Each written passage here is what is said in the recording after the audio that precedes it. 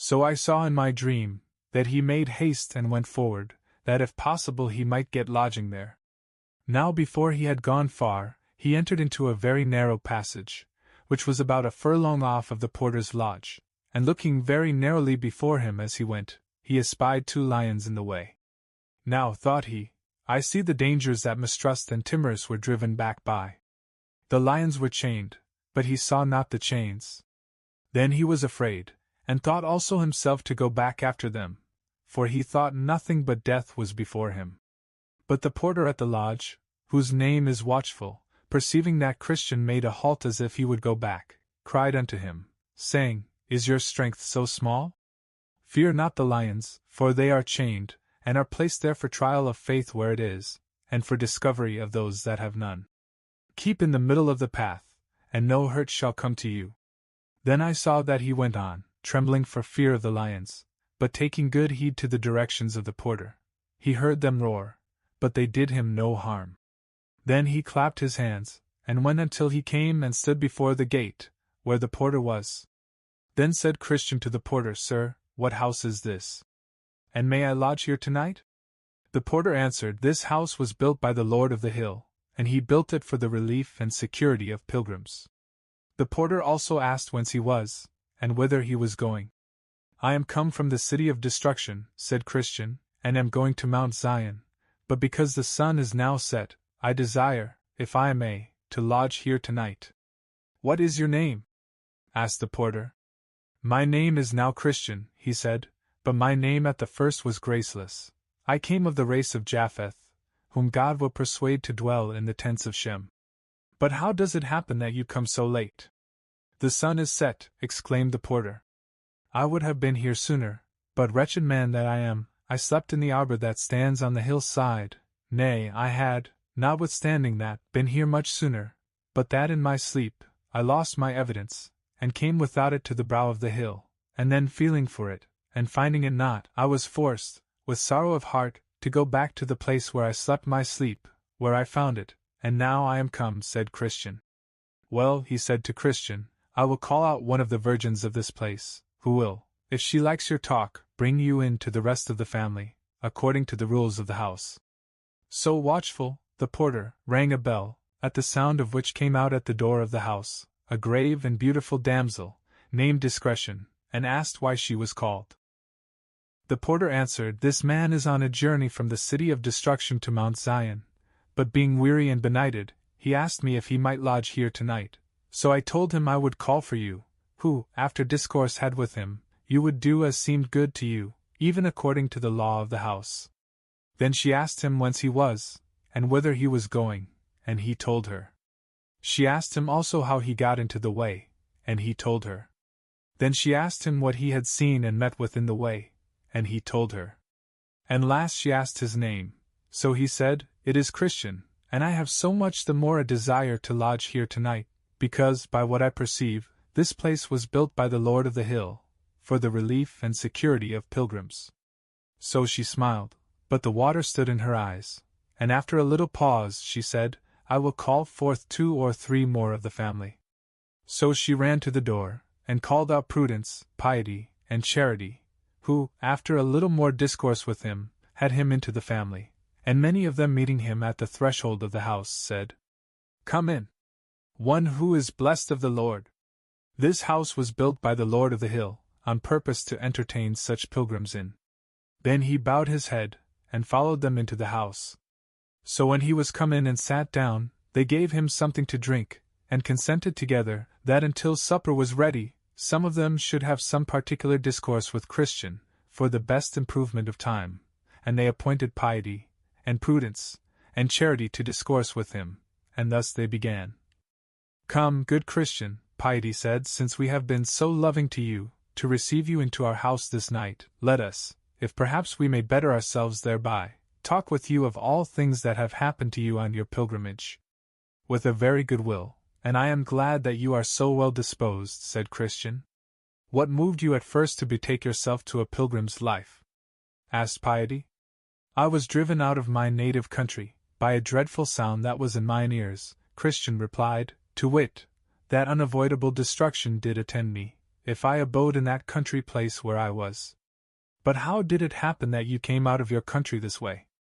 Piety inquired.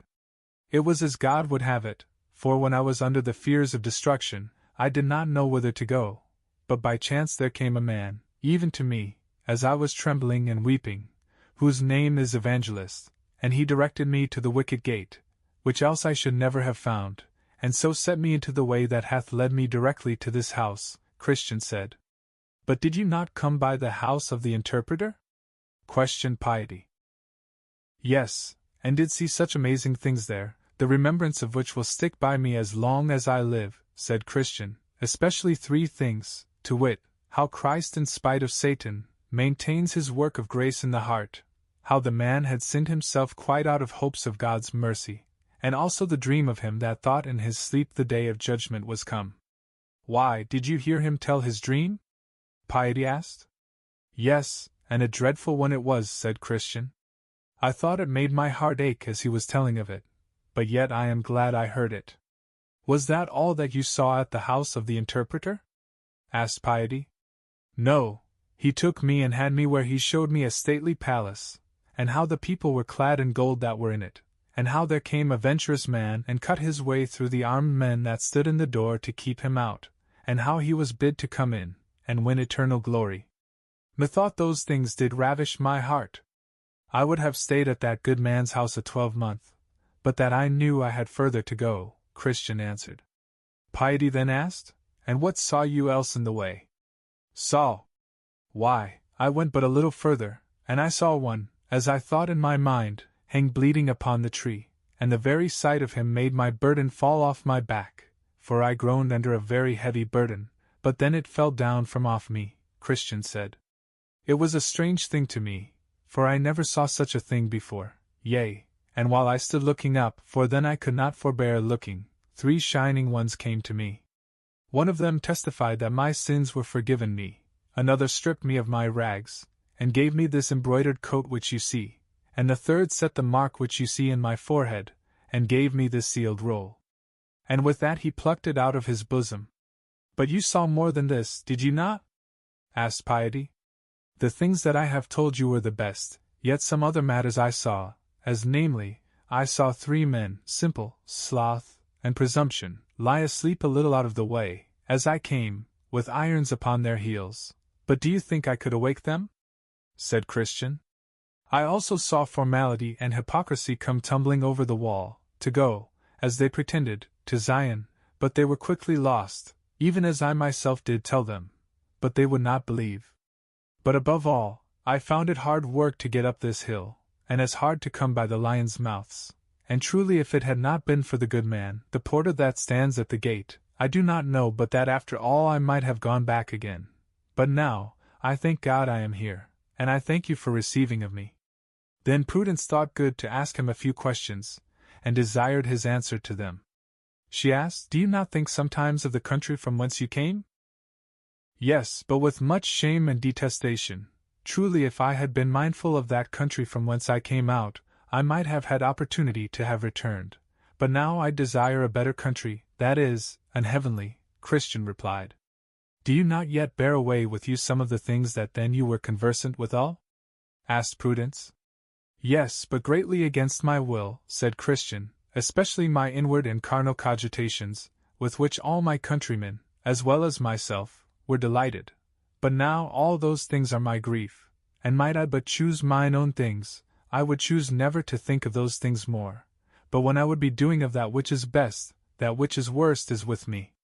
Do you not find sometimes, as if those things were vanquished, which at other times are your perplexity? Prudence inquired.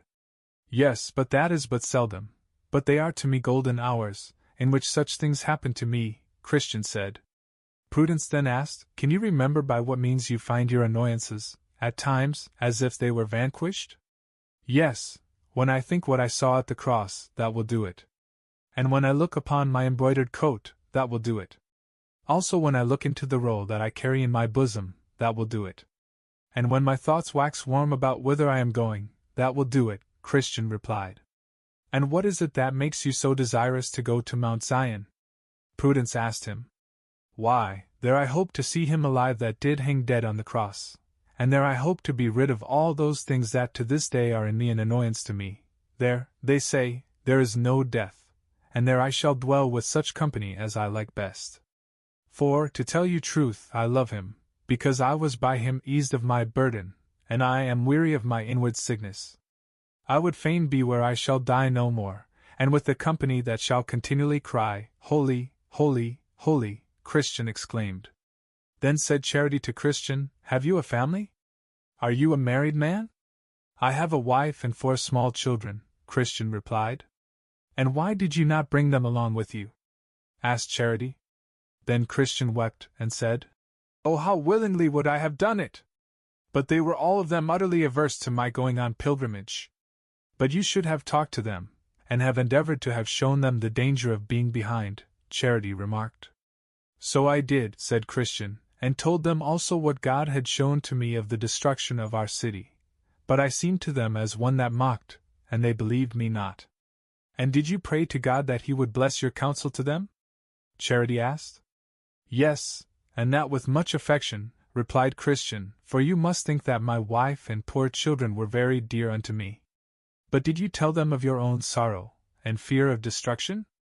For I suppose that destruction was visible enough to you, said Charity. Yes, over, and over, and over, replied Christian. They might also see my fears in my countenance, in my tears, and also in my trembling under the apprehension of the judgment that did hang over our heads. But all was not sufficient to prevail with them to come with me. Charity asked him, But what could they say for themselves, why they came not?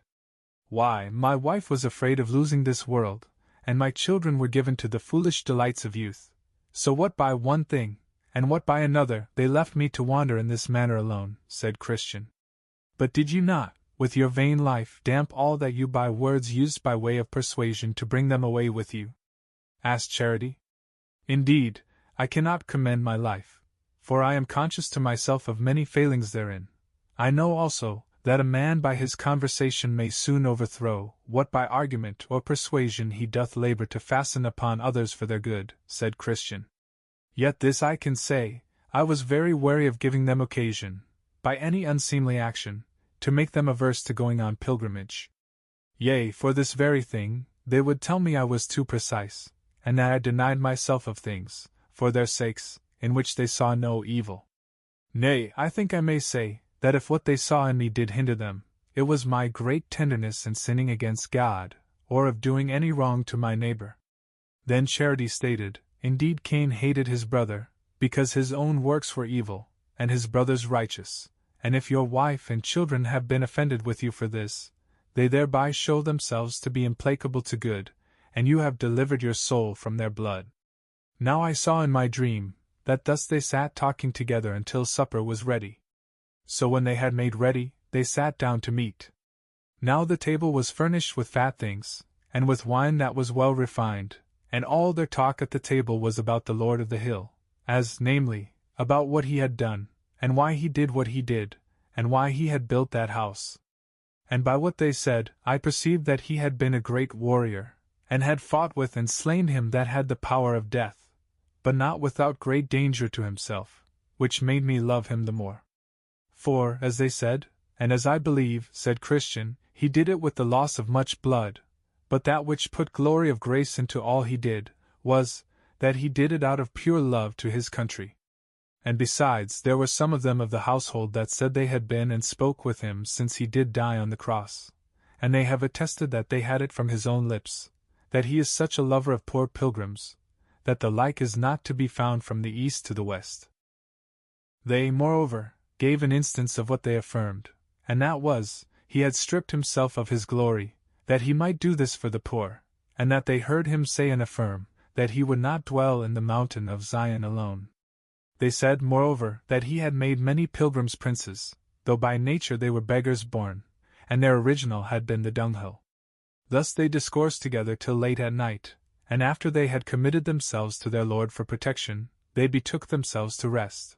The pilgrim they laid in a large upper chamber, whose window opened toward the sun rising. The name of the chamber was Peace, where he slept till break of day, and then he awoke and sang. Where am I now? Is this the love and care of Jesus for the men that pilgrims are?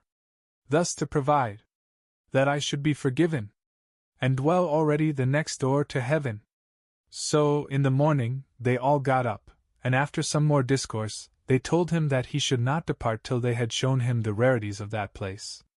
And first, they had him into the study, where they showed him records of the greatest antiquity, in which, as I remember my dream, they showed him first the pedigree of the Lord of the Hill, that he was the son of the Ancient of Days, and came by that eternal generation.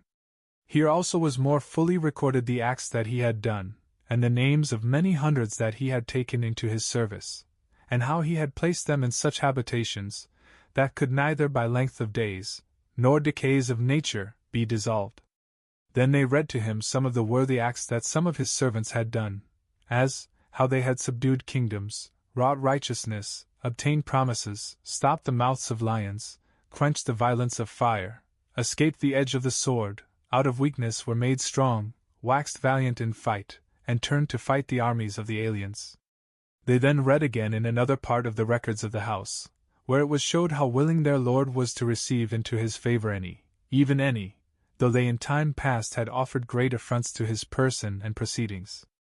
Here also were several other histories of many other famous things, of all which Christian had a view, as of things both ancient and modern, together with prophecies and predictions of things that have their certain accomplishment, both to the dread and amazement of enemies, and the comfort and solace of pilgrims.